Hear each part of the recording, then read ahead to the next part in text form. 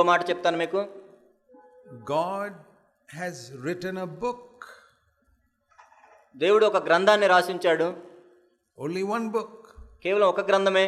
There are crores and crores of books in the world. ఈ లోకంలో మనం చూసినట్టయితే కోట్ల కొలది పుస్తకాలు ఉన్నాయి. But God wrote one book. కానీ దేవుడు కేవలం ఒకే ఒక పుస్తకాన్ని రాసించాడు.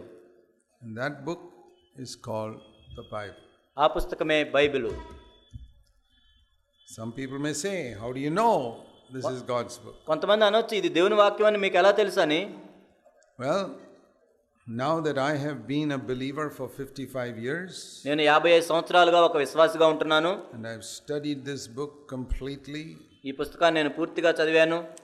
changed my life, ఇది నా జీవితాన్ని మార్చివేసింది. it changed my family, నా కుటుంబ జీవితాన్ని మార్చివేసింది. it changed my 4 sons, నా 4 కుమారుల జీవితాలను మార్చివేసింది. it changed their family, వారి కుటుంబ జీవితాలను మార్చివేసింది. and it is changing my grandchildren. మరియు నా మనవళ్ళ జీవితాలను కూడా My మారుస్తుంది. small grandchildren are reading the Bible, నా చిన్న చిన్న మనవళ్ళు కూడా బైబిల్ని చదువుతున్నారు. and even though they are only 8-9 years old, they want to try and finish the Bible in 1 year, వాళ్ళకి 8 సంవత్సరాలు ఉన్నా కూడా బైబిల్ని ఒక సంవత్సరంలో పూర్తి చేయాలని ప్రయత్నిస్తున్నారు. because that is what I taught my children also. ఎందుకంటే నా పిల్లలకు కూడా నేను అదే చెప్పాను. There is only one book written by God దేవుని చేత వ్రాయబడిన ఒకే ఒక పుస్తకం ఉంది. that is more important than physics and chemistry and mathematics and everything. అది భౌతిక శాస్త్రం కంటే, రసాయన శాస్త్రం కంటే, గణితం కంటే కూడా ఎంతో ముఖ్యమైనది. My children studied physics and chemistry and maths also. నా పిల్లలు కూడా గణితాన్ని చదివారు, భౌతిక శాస్త్రం చదివారు, రసాయన శాస్త్రం చదివారు. Because they have to get a job. They don't want to be beggars in the world. ఎందుకంటే వాళ్ళకి ఉద్యోగం రావాలి, వాళ్ళు ఈ లోకంలో భిక్షగాళ్ళుగా ఉండకూడదు. So I had to educate them.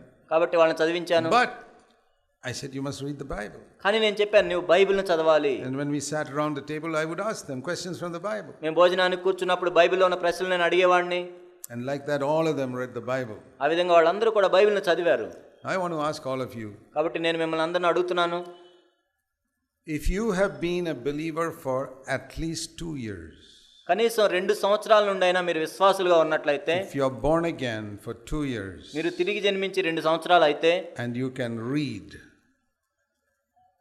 any language, మీరు ఏ భాష, మీకు వచ్చిన భాష, Telugu or English or whatever, మీకు ఏ భాష వచ్చినా, తెలుగు కానీ, అది ఇంగ్లీష్ కానీ, ఏదైనా, you should have finished reading the Bible by now.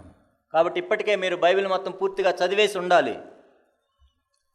If you have been a believer for 2 years, మీరు 2 సంవత్సరాలుగా విశ్వాసిగా ఉంటూ and you have not read the Bible బైబిల్ని పూర్తిగా చదవనట్లయితే, fully, పూర్తిగా, I'm not asking whether you understood it. అంటే మీకు మొత్తం అర్థమైందా లేదా నేను అడగట్లేదు, Read it. చదవండి. If you have not read it after 2 years, ఒకవేళ 2 సంవత్సరాల కూడా మీరు తర్వాత కూడా మీరు పూర్తిగా you చదవనట్లయితే, must go home today మీరు ఈ రోజు ఇంటికి వెళ్ళి and pray to God దేవునికి ఈ విధంగా ప్రార్థన చేయండి. and say, Lord, I am ashamed of myself. ఓ ప్రభువా, నన్ను బట్టి నేను ఎంతో సిగ్గుపడుతున్నాను. You wrote one book for me and I have not even bothered to read it. నా కోసం మీరు రాసింది ఒకే ఒక పుస్తకం, దాన్ని కూడా నేను చదవలేకపోతున్నాను. I read the newspaper, but I don't read the Bible. నేను వార్తాపత్రికలు అయితే చదువుతున్నాను, కానీ బైబిల్ని చదవట్లేదు. People say, I don't have time. ప్రజలు చెప్తుంటారు, నాకు సమయం లేదండి. Do you watch television? మీరు TV చూస్తుంటారా? You have time to watch all those useless things? ఆ పనికిరాని అన్ని చూడటానికి మీకు సమయం ఉందా? I'll tell you why you don't read the Bible. మీరు బైబిల్ ఎందుకు చదవరో నేను చెప్తున్నాను. Listen to me. వినండి. You do not believe that it is God's book. ఇది దేవుని పుస్తకం అని మీరు నమ్మట్లేదు. That is why your life is not changed. అందుకే మీ జీవితాలు ఇంకా మారలేదు. I can say from 55 years, I believe this is the word of God. నా 55 సంవత్సరాల అనుభవం నుంచి నేను చెప్తున్నాను, ఇది దేవుని వాక్యము. Because I've got so many promises from this book that I have claimed and it has become real in my life. ఎందుకంటే ఈ పుస్తకంలో ఉండే అనేక వాగ్దానాలు నేను ఎత్తిపట్టుకొని నా జీవితంలో నిజమైనవి అవి. Many of you have problems in your life, but the answer is here, you don't know where it is. మీ జీవితాల్లో అనేక సమస్యలు ఉన్నాయి, కానీ దానికి జవాబు ఎక్కడ ఉంటుంది, అది ఎక్కడుందో మీకు తెలియదు. So I want to encourage all of you to start reading the Bible. కాబట్టి మీరందరూ బైబిల్ చదవడం ప్రారంభించాలని మిమ్మల్ని ప్రోత్సహిస్తూ ఉన్నాను. I was born again when I was 19 and a half. నాకు 19.5 సంవత్సరాలు వచ్చినప్పుడు నేను తిరిగి జన్మించాను. In 6 months I read the whole Bible. నేను 6 నెలల్లోనే బైబిల్ అంతా చదివాను. Most of it I did not understand. దాదాపుగా నాకు చాలా వాటికి అర్థం కాలేదు. Because I was in the kindergarten class spiritually. ఎందుకంటే ఆత్మీయంగా నేను ఎల్కేజీలో ఉన్నాను. So LKG you can't understand much. ఎల్కేజీలో మనకి మొత్తం అర్థం కావు. But I read it. కానీ నేను చదివాను. I read from Genesis to Revelation. ఆదికాండం నుండి ప్రకటన గ్రంథం వరకు చదివాను. And if you want to a little help to understand, ఒకవేళ మీకు అర్థం చేసుకోవడానికి సహాయం కావాలనుకుంటే there is a CD there called Through the Bible in Telugu language. తెలుగులో బైబిల్ అధ్యయనము అనే సీడీ అక్కడ ఉంది. Even if you listen to only 2 hours in a week, వారానికి కనీసం 2 గంటలు మీరు విన్నా, only 2 hours in a week. Some of you are busy with children and all, you don't have time every day. బహుశా మీరు చిన్న పిల్లలతో తీరిక లేకుండా ఉండవచ్చు, సమయం ప్రతిరోజు ఉండకపోవచ్చు. కనీసం వారానికి 2 గంటలు విన్నా. Okay, can you spend 15 minutes in a day? కనీసం రోజుకి 15 నిమిషాలు మీరు, or 20 minutes? 20 నిమిషాలు చేయగలరా? 20 minutes. 20 నిమిషాలు ఇవ్వగలరా సమయం?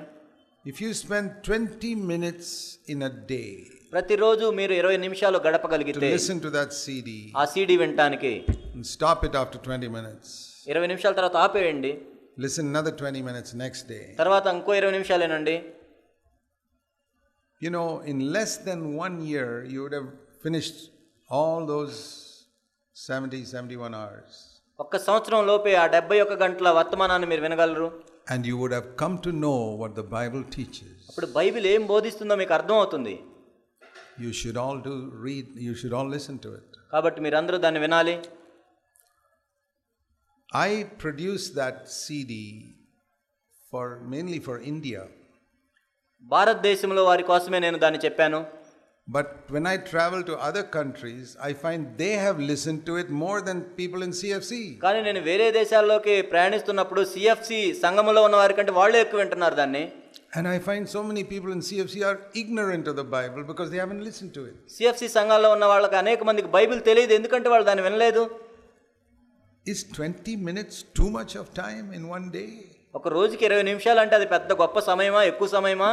Are you going to say, I'm so busy, I don't have even 20 minutes to study the Bible? నేను ఎంతో తీరిక లేకుండా ఉన్నానండి, నేను బైబిల్ చదవడానికి 20 నిమిషాలు కూడా లేదని చెప్పగలరా? Even if you study 15 minutes a day, you can finish that in 1 year. 15 నిమిషాలు మీరు గడిపినా కూడా ఒక సంవత్సరంలో పూర్తి చేయొచ్చు. What do you have to do? మీరేం చేయాలి? Either get up 15 minutes early or go to sleep 15 minutes later. 15 నిమిషాలు ముందన్నా లేవాలి, లేకపోతే 15 నిమిషాలు తర్వాత అయినా నిద్రపోవాలి.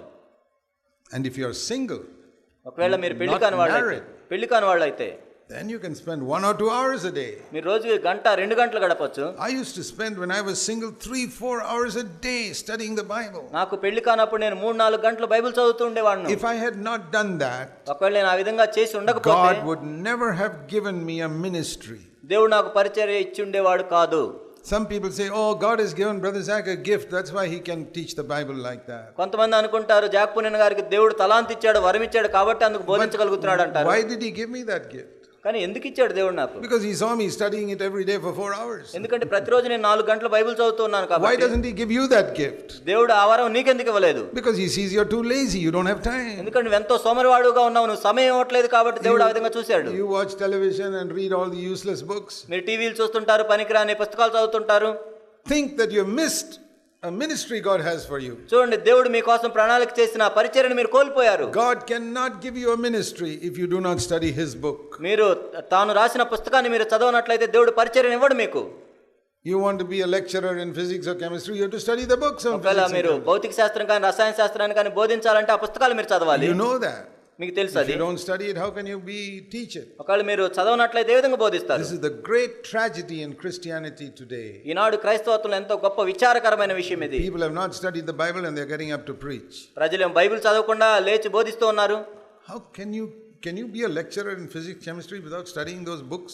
మీరు భౌతిక శాస్త్రంలో కానీ రసాయన శాస్త్రంలో కానీ పుస్తకాలు చదవకుండా బోధించగలరా? When it comes to the church, people think, yeah, I can get up and preach even though I haven't read the Bible. కానీ సంఘంలోకి వచ్చేసరికి నేను బైబిల్ చదవకుండా కూడా బోధించవచ్చు అనుకుంటారు. You need to go before God and put your head down and say, Lord, I'm ashamed of myself. మనం దేవుని దగ్గరికి వెళ్ళి మన తలలో ఉంచి దేవా నేను సిగ్గుపడుతున్నానని చెప్పాలి. CFC people must know the Bible better than any other people in any other church. CFC సంఘంలో ఉన్న ప్రజలకి వేరే సంఘాల్లో ఉన్న వాళ్ళందరికంటే కూడా ఎంతో ఎక్కువ బైబిల్ తెలిసి ఉండాలి.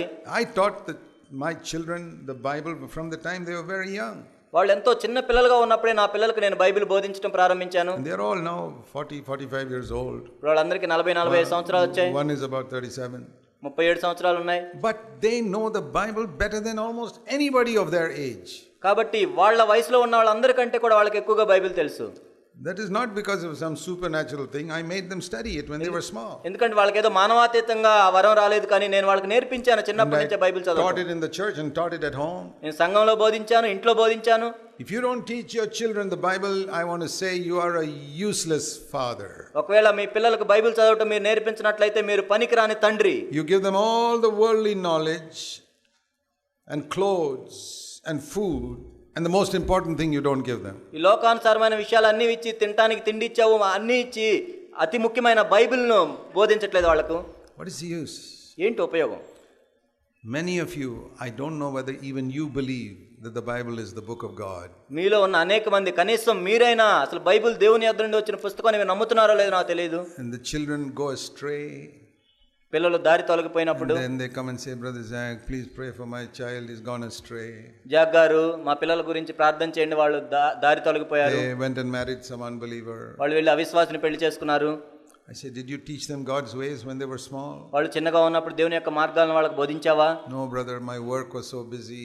లేదు సహోదరుడా, నా పనిలో నేను ఎంతో తీరిక లేకుండా ఉన్నాను. Okay, your work was more important than your children.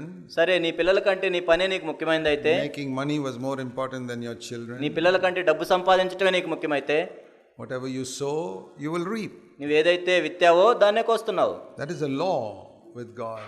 అది దేవుడిచ్చిన నియమం. What you sow, you will reap. నువ్వు ఏదైతే విత్తుతావో దాన్నే కోస్తావు. Don't neglect your children. మీ పిల్లలను నిర్లక్ష్యం చేయొద్దు.